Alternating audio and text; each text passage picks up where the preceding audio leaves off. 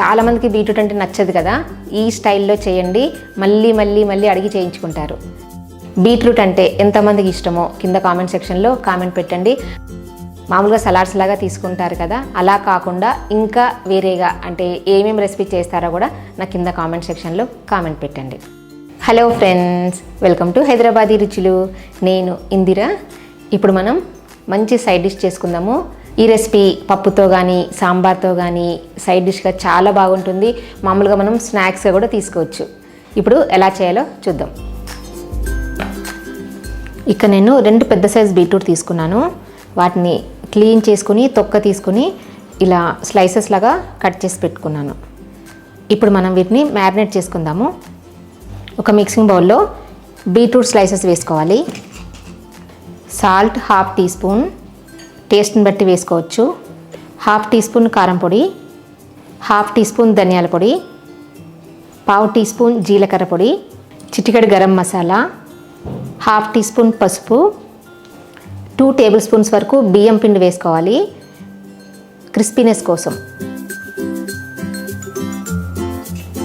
వీటన్నిటిని బాగా మిక్స్ చేసుకోవాలి. అంటే ఈ మసాలాలన్నీ ఈ బీట్రూట్ ముక్కలు పట్టేలాగా బాగా మిక్స్ చేసుకోవాలి. ఇంకా మీకు కావాల్సిన స్పైసెస్ ఏమైనా ఉంటే కూడా వేసుకోవచ్చు.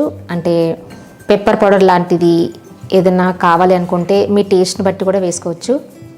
చాలా బాగుంటుందండి. ఇది చాలా టేస్టీగా ఉంటుంది. చాలామంది నచ్చరు కదా, కలర్ చూస్తేనే ఇష్టపడరు. ఇలా చేసి పెట్టండి, ఇష్టంగా తింటారు. ఈ మసాలా అన్ని ముక్కలకు పట్టేలాగా కలుపుకోవాలి. దీంట్లో ఉన్న తడిదనాన్ని బట్టి మనం బియ్యం పిండి యాడ్ చేసుకోవాలి. ఎక్కువ తడిగా ఉంటే ఇంకా కొంచెం బియ్యం పిండి వేసుకోవచ్చు.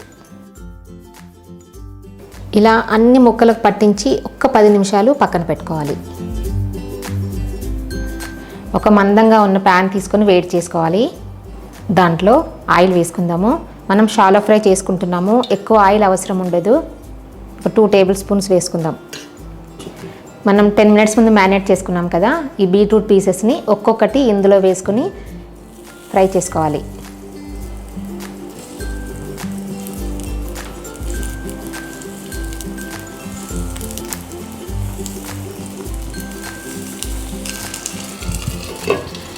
మూత పెట్టుకుని మీడియం ఫ్లేమ్లో 2-3 నిమిషాలు ఉడకనివ్వాలి.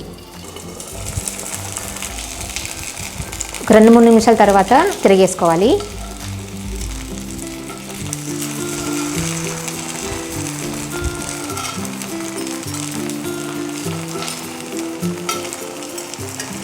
ఒక్కొక్కటి తిరిగేసుకోవాలి. మళ్ళీ మూత పెట్టుకొని ఉడికించుకోవాలి. ఇంకో 2-3 నిమిషాల తర్వాత మళ్ళీ తిరిగేసుకోవాలి.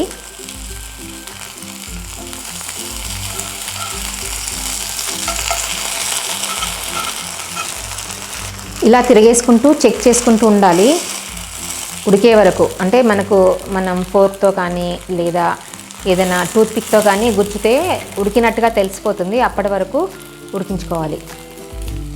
మూత పెట్టుకుందాము. ఇదిగోండి, ఇలా చెక్ చేసుకోవాలి. ఈజీగా వెళ్ళిపోతుంది కదా, ఉడికింది. ఇప్పుడు మనకు కావాల్సినంతసేపు రోస్ట్ చేసుకోవచ్చు. అంటే ఎంత క్రిస్పీగా కావాలనుకుంటే అంత ఎక్కువసేపు రోస్ట్ చేసుకోవచ్చు. కావాలంటే ఇలాగే కూడా తినేసేయచ్చు. చెప్పాను కదా, కావాల్సినంతసేపు రోస్ట్ చేసుకోవచ్చు.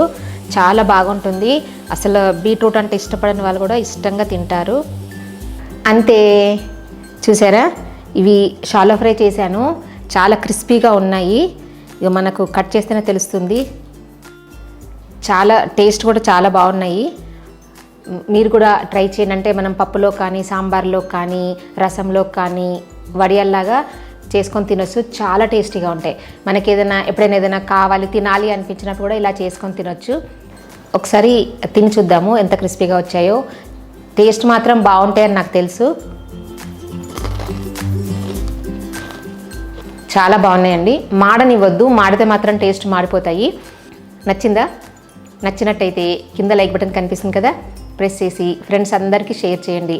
సజెషన్స్ ఏమైనా చెప్పాలనుకుంటే కామెంట్ సెక్షన్లో కామెంట్ పెట్టండి. నా ఛానల్లో ఎవరైనా సబ్స్క్రైబ్ చేయని వాళ్ళు ఉంటే తప్పకుండా సబ్స్క్రైబ్ చేయండి. కొత్త వీడియో నోటిఫికేషన్స్ కోసం పక్కనున్న బెల్ బటన్ని క్లిక్ చేయడం అస్సలు మర్చిపోవద్దు. Thank you for watching.